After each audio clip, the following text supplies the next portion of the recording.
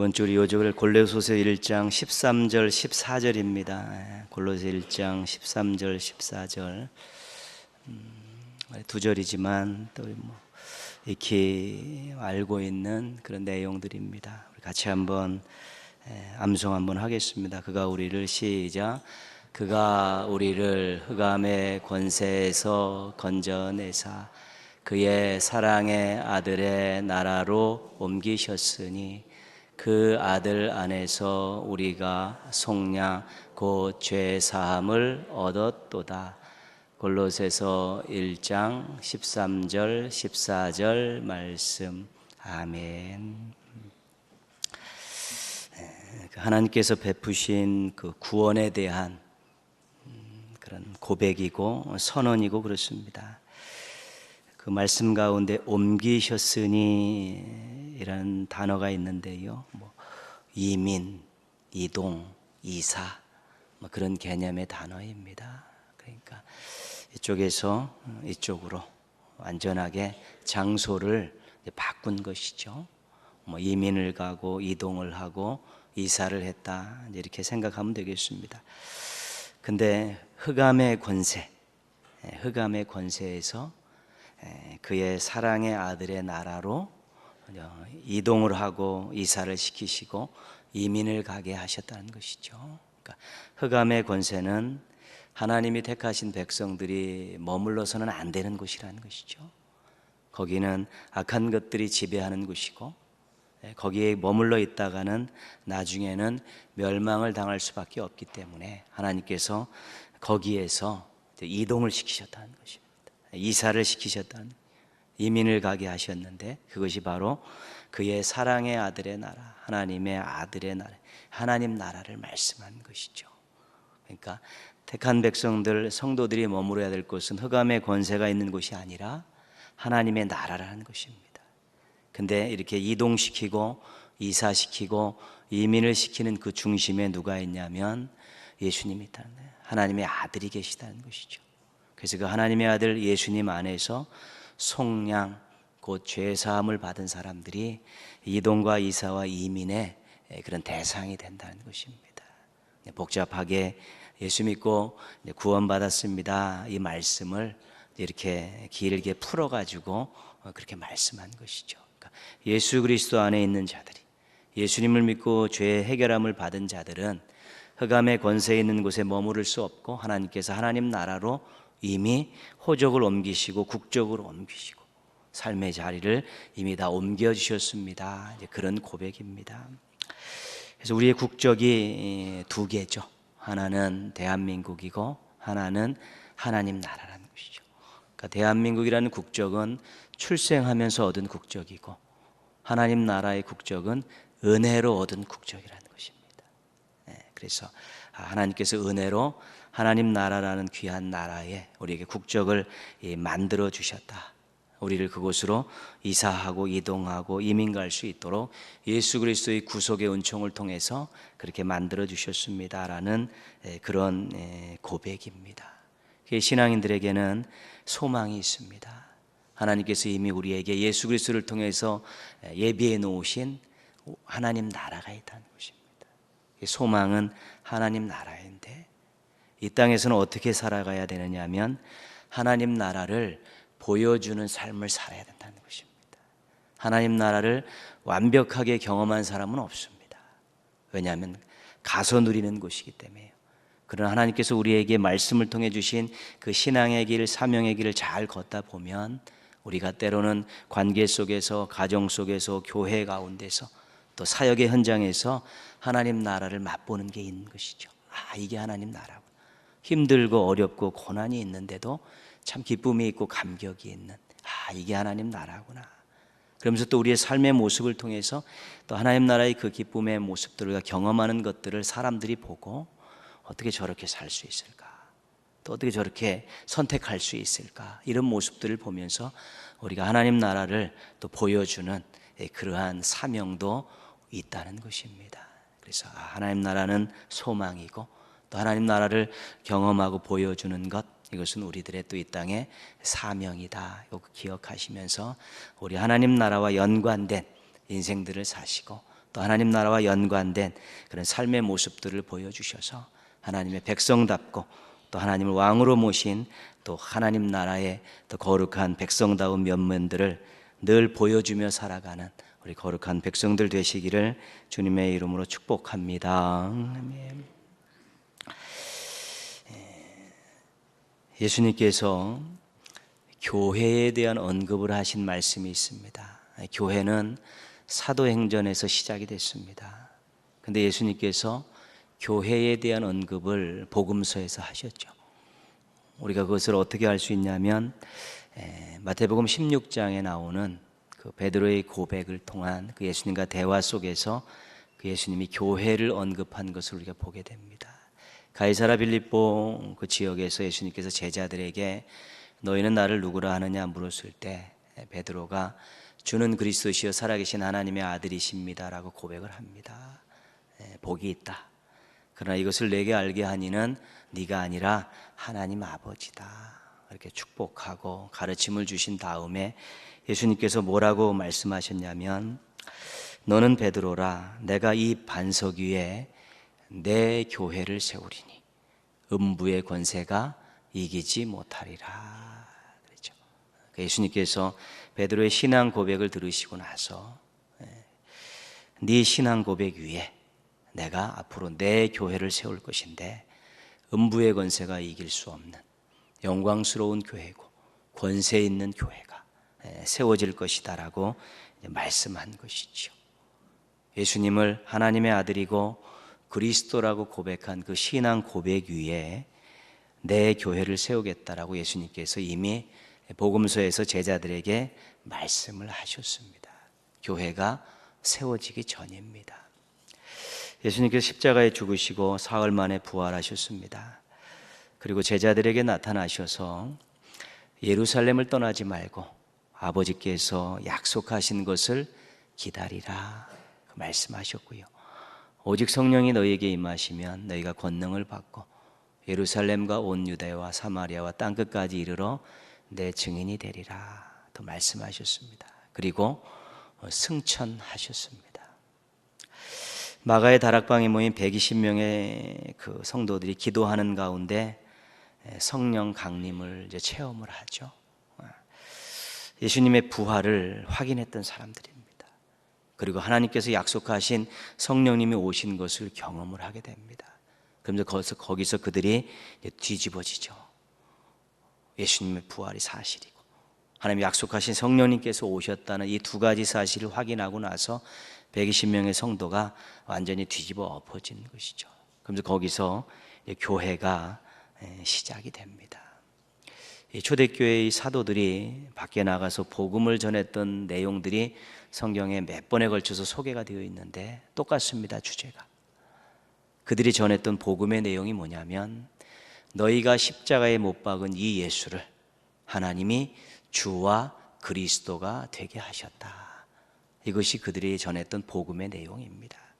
십자가에 못 박아 죽은 그 예수가 하나님의 아들이시고 우리의 주인이시고 우리의 구세주이시고 메시아하고 그리스도시다라는 것이 그들 복음 전파의 핵심 내용이었던 것이죠. 그러니까 교회는 주는 그리스도시요 살아계신 하나님의 아들이십니다라는 이 신앙 고백 위에 세워지고요. 주님이 유일한 구원자이고 그리스도라는 것을 선포하는, 세상에 선포하는 것이 이 교회입니다. 기반과 선포의 내용이 같은 것입니다. 주는 그리스도시요 살아계신 하나님의 아들이십니다. 예수님이 그리스도다. 예수님이 유일한 구원자이시다라고 교회가 선포하는 것이죠. 교회는 이미 예수님께서 그 기반을 말씀하셨고 또 초대교회부터 그 기반과 관계된 복음의 내용을 전하면서 교회가 태동이 되었고 교회가 성장을 하게 된 것입니다. 이 교회는 든든해야 합니다. 음부의 권세가 이기지 못하리라. 흔들리지 말아야 된다는 것입니다. 신앙인들도 그렇고 교회도 그렇고 가장 위협은 뭐냐면 흔드는 것입니다. 흔들어서 그 근저에 있는 뿌리가 흔들리게 만드는 것이죠. 뿌리가 흔들리면 두려움이 생깁니다. 뿌리가 흔들리면 열매가 없어지는 것입니다. 교회고 성도도 항상 흔드는 세력들이 있다는 것이지요.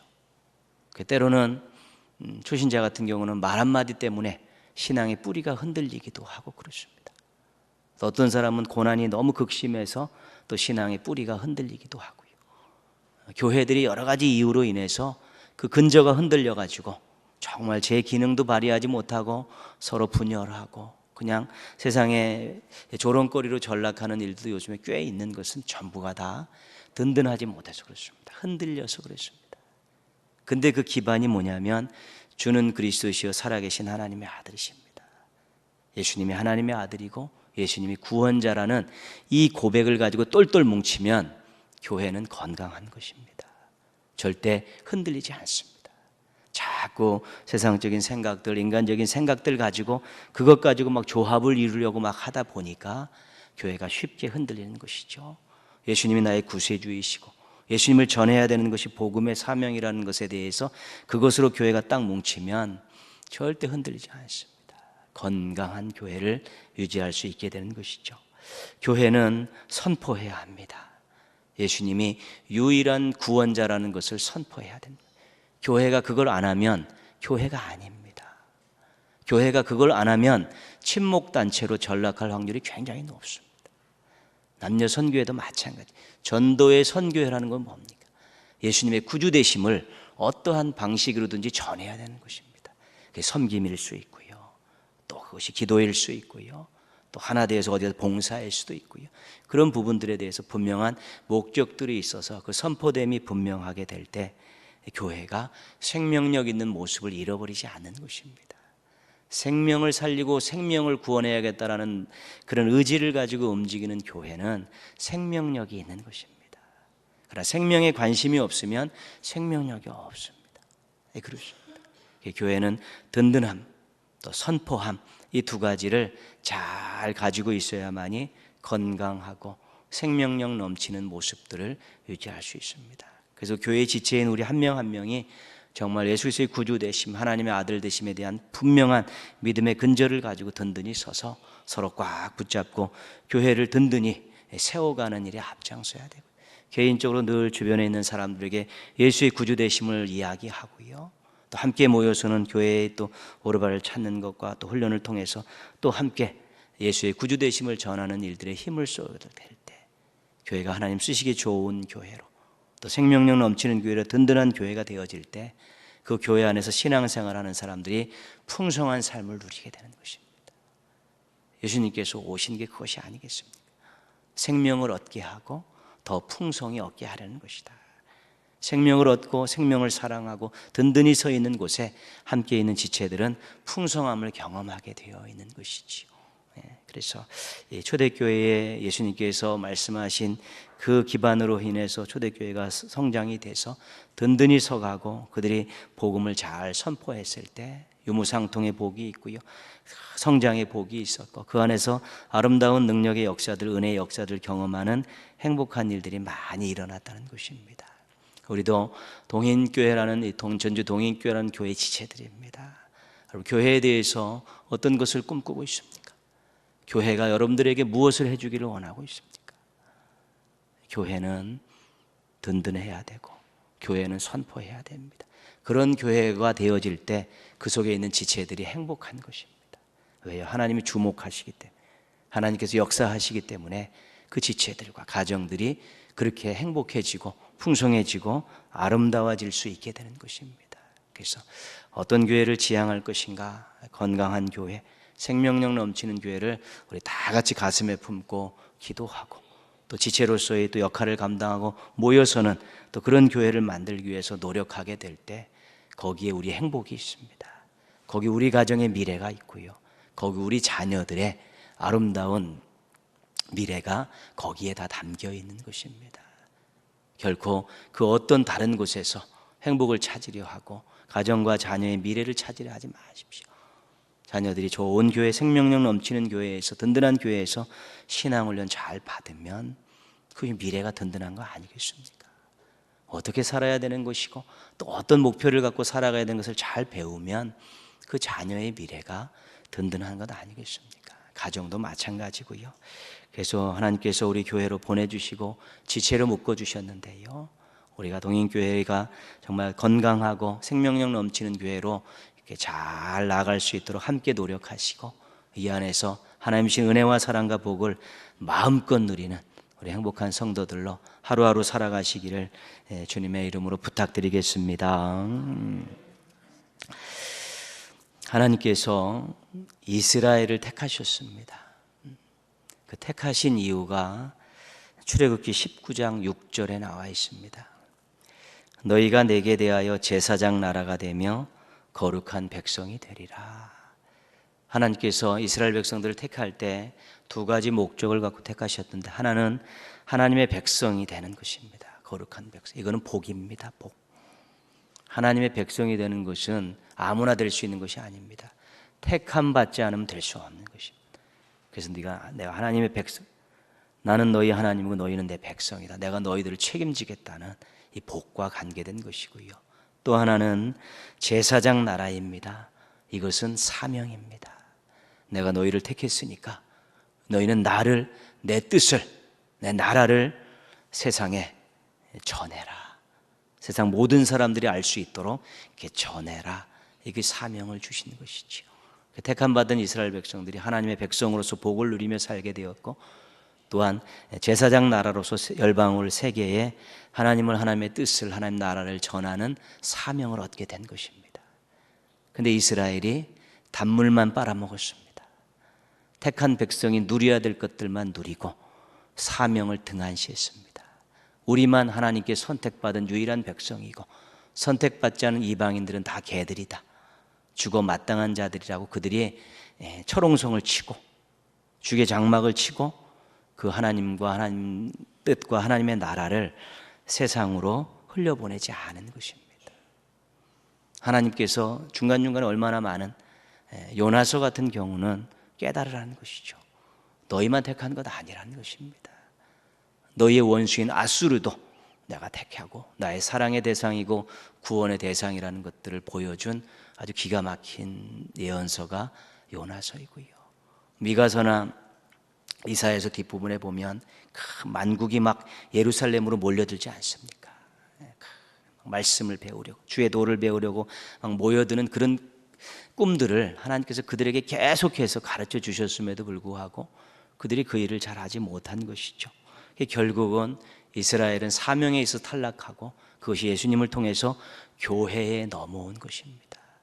그래서 교회가 세상의 빛이고 세상의 소금입니다. 너희는 세상의 소금이고 너희는 세상의 빛이라고 했을 때 성도들에게 이야기한 것인데, 교회의 사명입니다.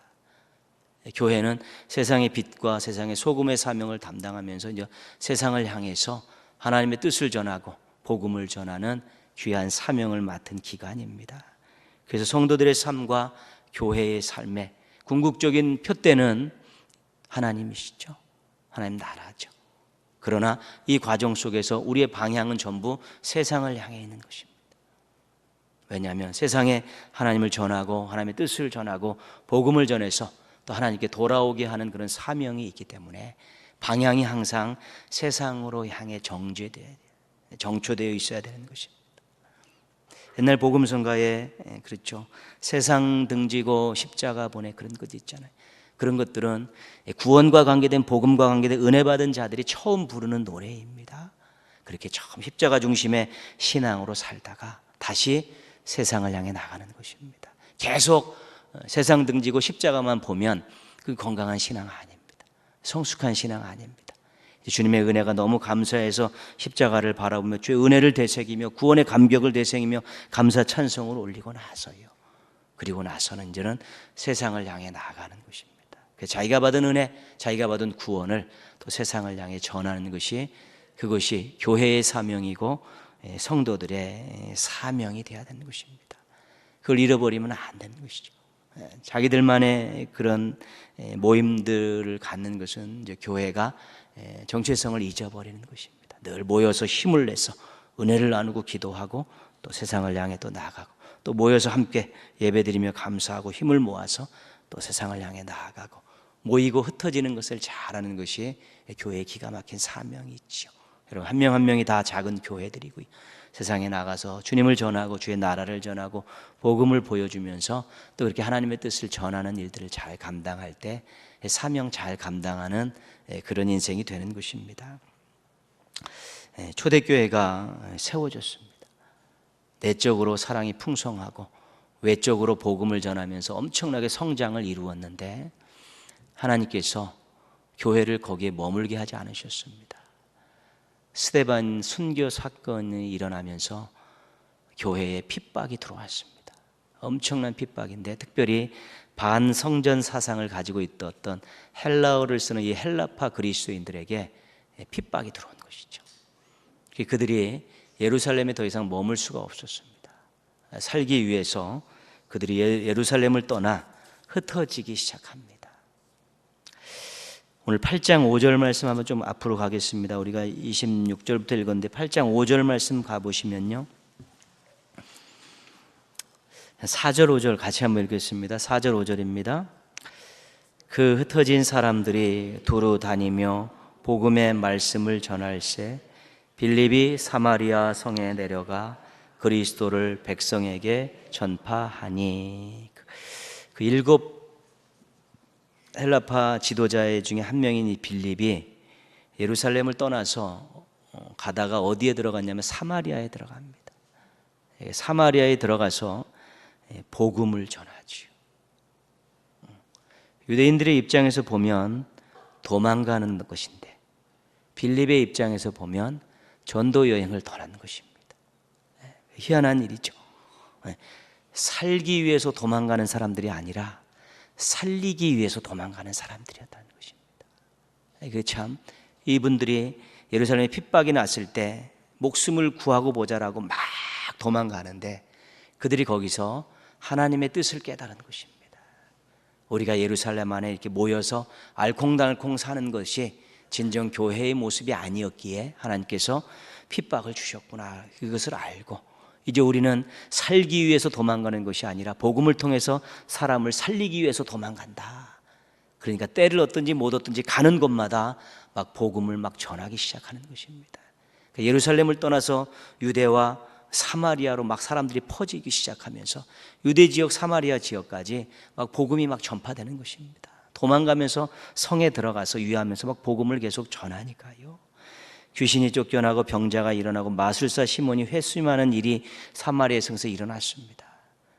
예루살렘 교회에서 그 소식을 듣고 베드로와 요한을 파송하고 베드로와 요한이 가서 그 빌립이 복음 전하고 떠난 그 자리에 가서 그들이 든든히 단도리를 하면서 또 교회의 기반들을 또 새롭게 세우게 되는 것이죠. 오늘 우리가 읽었던 말씀 26절 말씀 보시면요, 빌립이 예루살렘에서 위쪽으로 올라갔습니다. 사마리아가 위쪽에 있으니까요. 위쪽에 올라가서 복음을 전하는데 26절에 보면요, 주의 사자가 빌립에게 말하여 이르되 일어나서 남쪽으로 향하여 예루살렘에서 가사로 내려가는 길까지 가라 하니 그 길은 광야라. 예루살렘에서 북쪽으로 올라가서 중부지방까지 갔는데 다시 남쪽으로 내려가라는 것입니다. 그래서 예루살렘에서 저 가사라는 데가 해안 지방입니다. 블레셋 지역. 그 지역으로 가다가 광야길이 있는데 그곳으로 가라는 것입니다. 그러니까 위쪽으로 도망갔다가 다시 남쪽으로 예루살렘 아래쪽으로 지금 빌립이 내려오고 있는 것이지요. 이 광야길에 왔는데 수레가 하나가 지나갑니다. 성령님께서 수레에 가까이 가라고 말씀하십니다. 근데 그 수레에는 오늘 우리가 말씀 쭉 읽었듯이 에디오피아 여왕의 그 내시가, 그 국고를 맡고 있는 그 내시가 타고 있었습니다. 가까이 가보는데 성경을 읽고 있습니다. 이 내시가. 그 내용을 들어보니까 이사야 53장입니다. 말씀을 읽고 이사야를 읽는 걸 알으니까 이제 말을 건네죠. 지금 성경을 읽고 계신 것 같은데 무슨 뜻인지 아십니까? 이렇게 묻습니다. 31절 말씀 한번 보시죠. 31절 대답하되, 같이 읽겠습니다. 지도해 주는 사람이 없으니 어찌 깨달을 수 있느냐 하고 빌립을 청하여 수레에 올라 같이 앉으라 하니라. 그렇죠? 읽기는 읽는데 무슨 말인지 모르겠다. 이걸 가르쳐 주는 사람이 없는데 혹시 네가 이거 설명해 줄 수 있느냐? 올라와라. 수레에 이제 태운 것이지요. 빌립이 이사야 53장에 나오는 이 고난의 종에 대한 말씀을 쭉 설명을 합니다. 이사야 53장이 고난의 종에 대한 내용 아니겠습니까? 근데 이제 내시가 가만히 듣고 있다가 이 말씀에 나오는 사람이 도대체 누구냐? 너는 아냐? 이렇게 묻습니다. 35절 말씀입니다. 35절 보면요, 어떻게 됐냐면 결론이 같이 읽겠습니다. 빌립이 입을 열어 이 글에서 시작하여 예수를 가르쳐 복음을 전하니. 그죠? 이사야 53장이 메시아를 예언해 고난의 종을 예언하는 것 아니겠습니까? 거기서 질문이 나오니까 어디까지 이야기하게 되냐면 예수님까지 이야기하게 된 것이죠. 복음을 제대로 전하게 된 것입니다. 38절 말씀 보시면요, 이에 명하여 수레를 멈추고 빌립과 내시가 둘 다 물에 내려가 빌립이 세례를 베풀고. 그죠? 복음을 듣고 예수님을 영접하니까 세례는 누구에게 주는 거냐면 예수님을 구주로 영접한 자들에게 주는 게 세례입니다. 확인해 주는 건데 여기 그 마차의 수레에서 그 일이 다 끝난 것입니다. 이사야 53장 설명하고 그것이 예수님이라는 걸 설명하고 예수님이 십자가에 달려 돌아가셨고 사흘 만에 부활하신 거 다 설명하고 그 예수를 믿을 때 구원이 이루고 하나님의 백성이 된다는 거 다 설명이 끝나니까 내시가 나 세례 받는데 아무 거리낌 없습니다. 빌립이 이제 세례를 주게 되는 것이죠. 이 광야길 수레 안에서 한 사람이 운명이 바뀌는 기가 막힌 역사가 일어났는데 그것이 예루살렘 교회에서 핍박을 피해 도망 다니던 빌립에 의해서 일어난 것입니다. 중요한 표현을 한번 보죠. 39절 한번 보시면요, 중간에 보시면 내시는 조금 읽어보겠습니다. 기쁘게 길을 가므로. 내시는 기쁘게 길을 갔다는 것이죠. 가던 길을 간 것입니다. 어디서요? 예루살렘에서 고국으로 가던 길을 갔는데 중간 가사 광야길에서 빌립을 만나서 이제 그 길이 어떤 길이 된 겁니까? 기쁨의 길이 된 것입니다. 40절 말씀 보시면요, 40절 말씀 보시면 빌립은 아소도에 나타나 여러 성을 지나다니며 복음을 전하고 가이사라에 이르니라. 또 빌립은 그 해안지대 가사로 가는 길에 광야에서 내시를 만나고 조금 올라가서 이 해안지대 이 아소도가 우리가 잘 알고 있는 아스돗이라는 곳입니다. 우리가 사사시대나 이렇게 블레셋 나올 때마다 나오는 아스돗이라는 곳이고요. 또 그 해안지대를 따라 올라가다가 어디까지 올라가냐면 가이사라에까지 올라간 곳이죠. 그러니까 빌립은 사마리아에 갔다가 남쪽으로 내려와서 해안길을 타고 쭉 복음을 전하면서 가이사라에까지 간 것입니다. 빌립은 어떻게 갔겠습니까? 빌립도 기쁘게 간 것입니다. 도망의 길인데요, 가는 곳에마다 복음을 전하면 생명이 사는 것입니다. 그러니까 자기는 살기 위해서 도망가는 자가 아니고 살리기 위해서 여행하는 자라고 생각하니까 그가 해변길을 따라 가이사라까지 그 복음을 전하면서 갈 수 있었던 것입니다. 목적이 분명하면 즐겁고요, 즐거움이 있으면 힘든 것이 힘들게 여겨지지가 않는 것입니다. 우리가 자꾸 목적을 잃어버리는 신앙생활을 하고 목적을 잃어버리는 사명생활을 하게 되면 기쁨을 잃어버리고요, 기쁨을 잃어버리면 조금만 힘들면 그것을 벗어버리려고 하는 것이 생겨나는 것이죠. 하나님께서 어떻게 주신 것이 충성되이 여겨 맡겨주시고 영광 받으시려고 맡겨주시고 복 받으라고 주신 귀한 일들인데도 본인이 그거에 대한 목적을 잃어버리게 되면, 본인이 어떤 사람인가에 대한 정체성을 잃어버리게 되면 기쁨을 잃어버리게 됩니다. 그러면 그것들을 쉽게 내려놓게 되죠. 한 개 내려놓으면 두 개 내려놓게 되고, 두 개 내려놓게 되면 예배가 흔들리고, 예배가 흔들리면 개인 기도 시간이 흔들리고, 그러면 나중에는 그것을 만회하는데 정말 오랜 시간이 걸리게 되는 것입니다. 예배 한번 놓치면요, 기도줄 한번 놓치면요, 그거 한번 다시 찾기가 어렵습니다. 내가 바빠서 주일 하는데 이거 조금 쉬고 이제 여기서 재정비해가지고 다시 올라오겠다고 해서 그렇게 시작한 사람들이 그것을 곧바로 찾은 사람은 제가 거의 못 봤습니다. 오랜 시간이 필요한 것이죠. 오히려 우리가 주의 일을 하고 사명을 감당하는 이것을 하면서 기도가 되는 것이죠. 그것 때문에 더 주님께 매달리게 되는 것이죠. 그런 것들 하나둘 내려놓으면 기도 시간이 더 많은데도 기도는 더 안 하게 되고, 말씀 읽은 시간은 더 많은데도 말씀은 덜 읽게 되는 희한한 현상들이 일어나게 되는 것입니다. 빌립은 정말 생명을 부지하기 위해서 처음에는 예루살렘 교회를 보따리를 싸갖고 도망 나왔지만 사마리아에 가고 또 가사로 가는 광야길에 가고 아스돗에 가고 또 가이사랴까지 올라가는 그 길에서 이게 내가 지금 이거 살기 위해 도망가는 자가 아니라 살리기 위해서 주의 일하고 여행 가는 자라는 그런 마음을 가지고 기쁘게 종횡무진 막 왔다 갔다 하면서 지금 복음을 전하는 아름다운 모습들을 우리가 보게 되는 것입니다. 힘은 들지만 행복한 사람인 것입니다. 어려움 많이 있었지만 주님 앞에 인정받는 삶을 사는 것입니다. 에디오피아 내시는 참 특이한 사람입니다. 에디오피아에서 예루살렘까지 예배를 드리러 왔습니다. 그리고 고국으로 돌아가는 수레에서 성경을 읽고 있습니다. 그렇죠? 복음을 듣더니 세례 받겠다고 막 팔을 걷어붙이고 나섰습니다. 근데 이 사람이 예배를 드리러 예루살렘에 오고 성경을 읽고 있던 이 에디오피아 내시는 예수님을 모르는 사람입니다. 예수님을 모르는데 예배도 드리고 말씀도 읽고 그런 것이죠. 성경에서는 이런 사람들을 경건한 이방인이다 이렇게 말을 합니다. 고넬료도 그런 사람입니다. 예수님은 만나지 못했는데, 복음은 듣지 못했는데 그가 하나님에 대한 사모함이 있고 말씀을 알고 싶은 그런 마음들이 있고 또 구원에 대한 열망들이 있는 그런 사람들, 이 경건한 이방인들입니다. 그리고 고넬료도 실은 베드로 만나기 전에는 몰랐죠. 그러나 그의 구제와 기도를 하나님께서 기억하신다 그렇게 말씀하셨거든요. 그렇게 살았습니다. 남을 돕고 살고 또 나름대로 기도도 했지만 그 마음속에는 예수 그리스도가 없었던 것이죠. 이런 경건한 이방인들이 있는데 우리 전도훈련에서는 이런 사람들을 예비된 심령이다 그렇게 말합니다.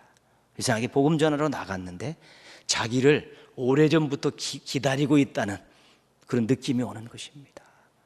처음 소개받고 갔는데 이 사람은 오래전부터 나를 기다리고 있다는 그런 느낌이 있는 것이죠.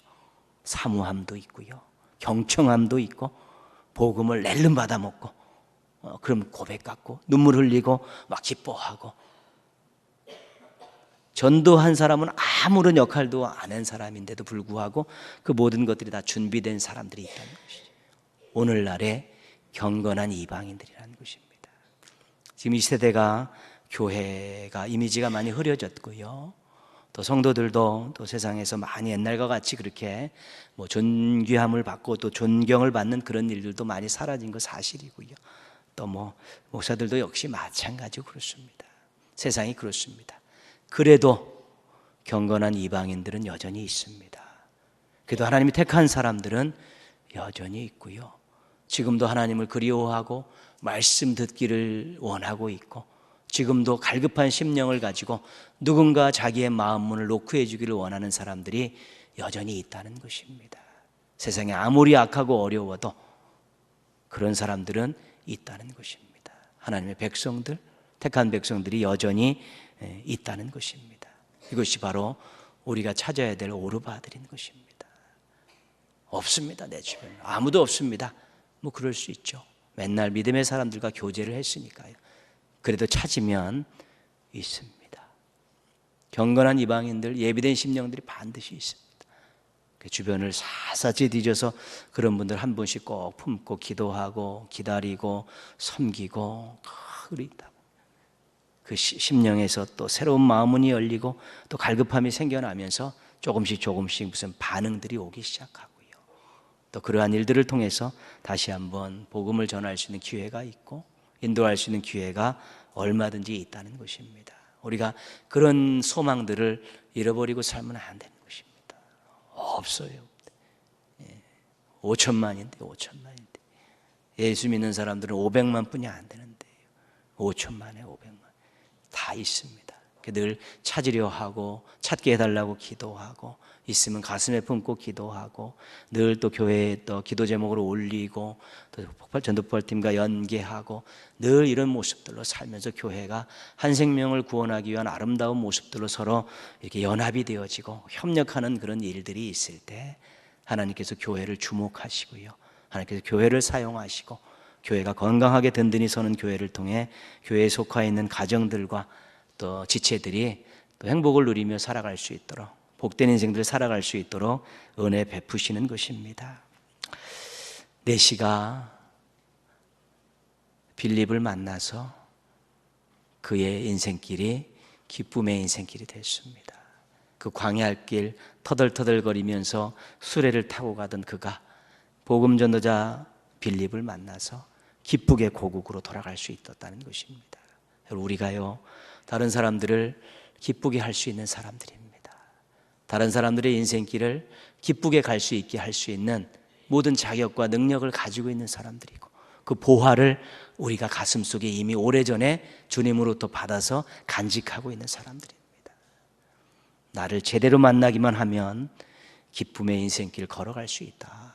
지금 네가 몰라서 그러는데 나와 진지하게 한번 대화하고 또 나와 한번 교제하다 보면 네 인생길이 기쁨의 인생길이 될 수 있다. 우리가 위에서 아래를 내다보고 그렇게 사람들을 볼 수 있어야 되는 것입니다. 그런 세상적인 지위 고하를 그런 거 따지지 말고 빈부 그런 거 따지지 말고요, 네가 나를 만나고 나를 통해 복음을 듣고 나와 함께 교제하다 보면 예수 그리스도 만날 수 있는데 그러면 기쁨의 인생길 갈 수 있다. 그 사람을 무시하라는 것이 아니라 우리가 먼저 경험한 사람으로 당당하게 사람들 앞에 서야 된다는 것이고요, 그 사람들에서 기도해야 되는 것입니다. 우리가 꿀릴 것이 뭐가 있습니까? 생명을 주고 기쁨을 주는 사람들인데 그들과 만나면서 늘 가슴속에는 당당함이 있고 너 나 잘 만났다, 네가 나를 제대로 만나서 인생길 기쁨의 인생길을 이제 걸어갈 수 있고 영원한 생명을 얻을 수 있는 것 아니겠느냐, 그런 마음을 가지고 늘 사람들에게 담대하게 다가서고요, 또 늘 찾으려고 노력하고 또 그러면서 우리가 기도하면서 찾게 해달라고 또 찾으면 또 가슴에 품고 기도하고 막 서로 함께 중보기도 하고 이러면서 한 생명 구원하면 하나님 나라의 잔치 베풀어지고요, 또 교회를 통해 주신 하나님의 놀라운 역사들을 우리가 경험하며 살아갈 수 있게 되는 것입니다. 경건한 이방인들 꼭 있습니다. 예비된 심령들 꼭 있습니다.